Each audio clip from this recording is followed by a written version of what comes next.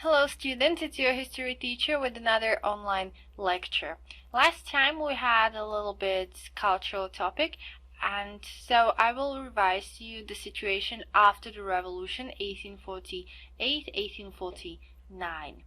After the revolution, the Slovaks were quite disappointed because they did not actually reach what they wanted, and even more in 1856 Ludovic Stur died. He shot himself accidentally to his leg and got an infection and died. So the biggest man of the National Revival was that, but there were others who took over his position in the revival. Another opportunity was unification of Italy that brought the war between Austrian Empire and the Kingdom of Sardinia. You already know that from the unification of Italy. And the most important event for this was Battle of Solferino in 1859, where Austria was defeated. This was actually a very pleasant event for the Slovaks, because it ended the era of Bach's absolutism and the constitutional changes started in the empire. So it was another example of the spring of nations.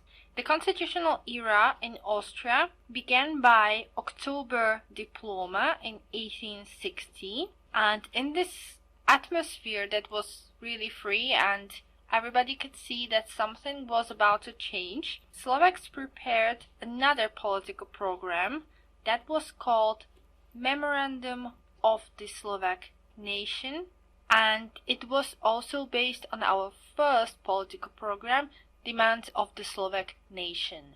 Memorandum was created in 1861 by Stefan Marko Dexner, another revivalist, and it had really similar demands as the demands of the Slovak nation, but there were some differences. And we can sum up all the requests and demands into two main points.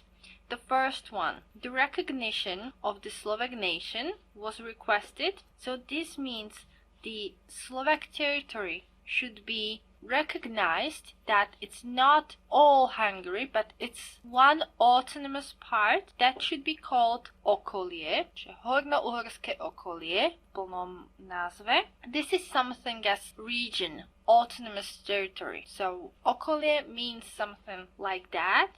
It was their term they wanted to use. And they also demanded the civil rights and an equality of the nations of Hungary.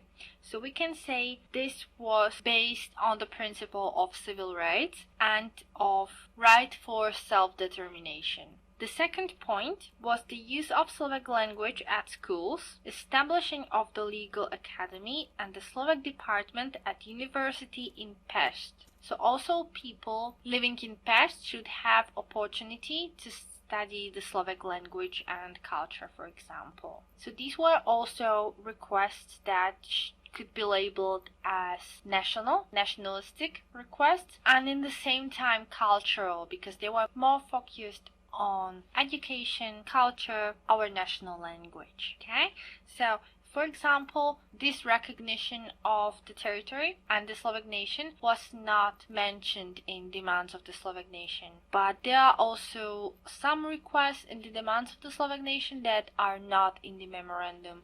For example, they wanted to free Jan Kokeral and Jan Rotaides. They wanted freedom of the press, universal suffrage, and so on. So this is, we can say, a little higher level. In fact, this program, Memorandum of the Slovak Nation, remained the main political program of the Slovaks until the beginning of World War I, so just until the monarchy fell apart. The author, Stefan Marko Dexner, was sent to Vienna after this, and of course the program was not approved. So the requests of the memorandum were based on the demands, so they already mentioned some of the requests that were already in the demands. They contained political and language requests, and this was to create Slovenské okolie, which was the territory governed by the Slovaks, to use the Slovak language at schools and in the administration in Slovakia. So in Slovenské okolie, and the Slovak language should be official language and language at the school. So this is important too, that political and language requests were in the memorandum. The reaction, as I mentioned, was not very good, so it was unsuccessful. Firstly, they tried to give it to the Hungarian Assembly. It failed. Then they gave it to Franz Joseph I. It also failed, but still was the main political program until the year 1914, when the First World War started. The only request that was accepted was to create national institution for Slovak that was called Matica Slovenská.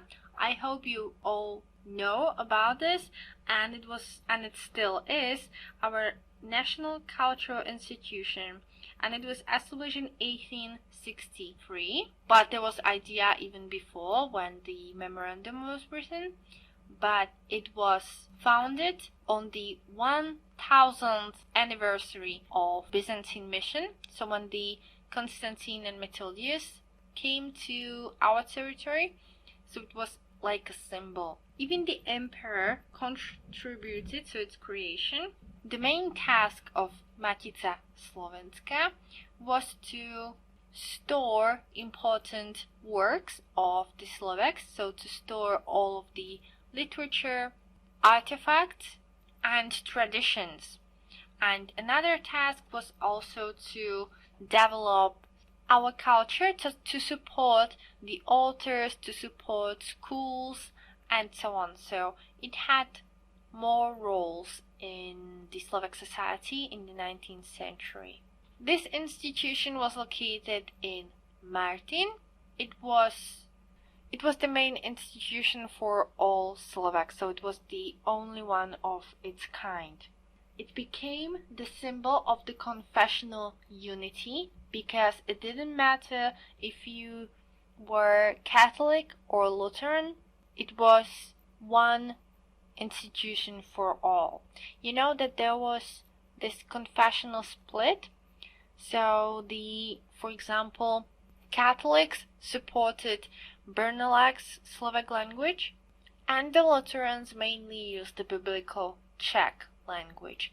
Also, after the Stur, so the third generation, and another language, and after the creation of this institution in 1863, the revivalists of different confessions were finally united. The first chairman was Stefan Moses, who was Catholic bishop, and the vice chairman was Karol Kuzmani, who was Lutheran priest. So this was also the symbol of the confessional unity. Even though that Matica had quite large collecting activities, so libraries, archives, Slovak National Museum, publishing, amateur theater even, so a lot of different cultural activities, it was forbidden to commit in political activities.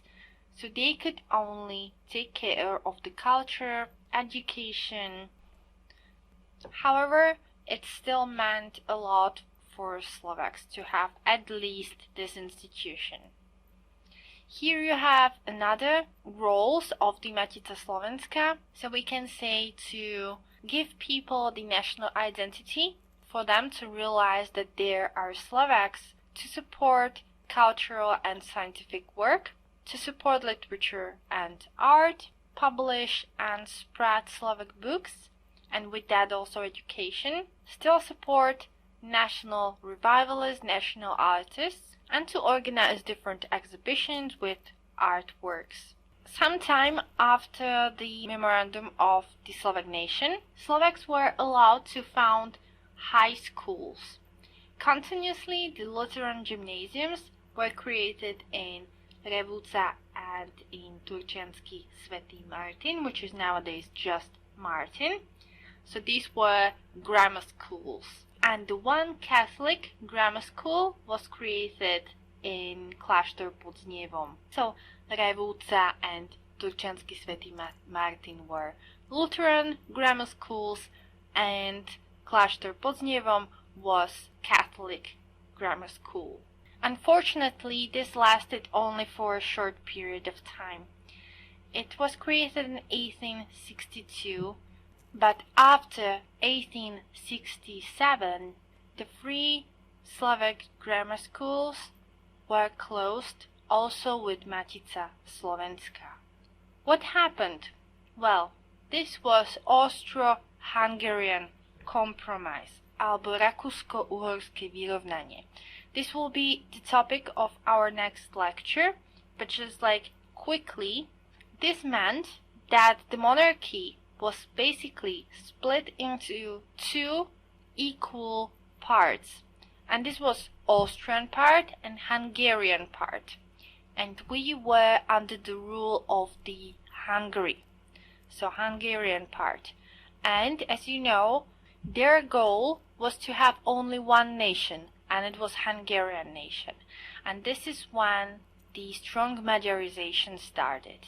So all these things like grammar schools and Matica Slovenska were actually approved by the Austrian part, that after Austro-Hungarian compromise had nothing to say about policy of Hungarian part, which was under the rule of Hungarian government. So Matica Slovenska was closed in 1875. All its property was confiscated. This was a great problem for the Slovak National Revivalists because, there were all of our artworks, all of national cultural heritage, and all of that was gone. One of the men who mostly participated in that Magyarization process was Hungarian politician Koloman Tisza. You can see him in the picture. And he stated that the reason for closing of Matica Slovenska is that its activity was actually political and it was against the state, and it actually committed treason. That was not fact at all. So this is how it ended, that just for a few years we had at least something, our possibility to spread at least Slovak culture. But it was all gone after the Austro-Hungarian compromise. I will do just quick revision for you because we're in the end of our today's lecture, and that is that from today you should know the background. So how was the Slovak National Revival doing after the revolution of 1848-1849? So it had a lot to do with unification of Italy, so the Battle of Solferino and the defeat of Austria brought the changes. Bach's absolutism ended, constitutional changes were brought, so there was October Diploma, and after that Slovaks were prepared to demand another things for our nation. And the political program was Memorandum of the Slovak Nation that was prepared in Martin by Stefan Marko Daxner as the main author. He demanded the recognition of the Slovak nation, recognition of the Slovak territory called Okolie, civil rights and an equality of the nations of Hungary, use of Slovak language at schools, establishing of the legal academy and the Slovak department at University of Pest. After this, Stefan Marko Daxner was sent to Vienna, and this was not approved, even though the memorandum remained the main political program of the Slovaks until the beginning of World War I, and at least they reached to establish national institution called Matica Slovenska, and shortly after also 3 Slovak grammar schools. These were Revúca and Martin, that were Lutheran, Klasztor pod Znievom, that was Catholic. Matica Slovenska brought the unity to our Slovak National Revival. Stefan Mojzes was the first chairman and vice chairman was Karol Kuzmany. So Mojzes was Catholic, Kuzmany was Lutheran. Everything changed after the Austro-Hungarian compromise when the Matica Slovenska and also grammar schools were closed. And this is it, everything you need to know for today's lesson. Also, please complete your worksheet that is on the another page. and there's everything in the book that you should know. Please study on the regular basis. The test is approaching, and it is really best for you to study it regularly, as we should have our lectures. So make it a routine and stay strong and healthy. Bye.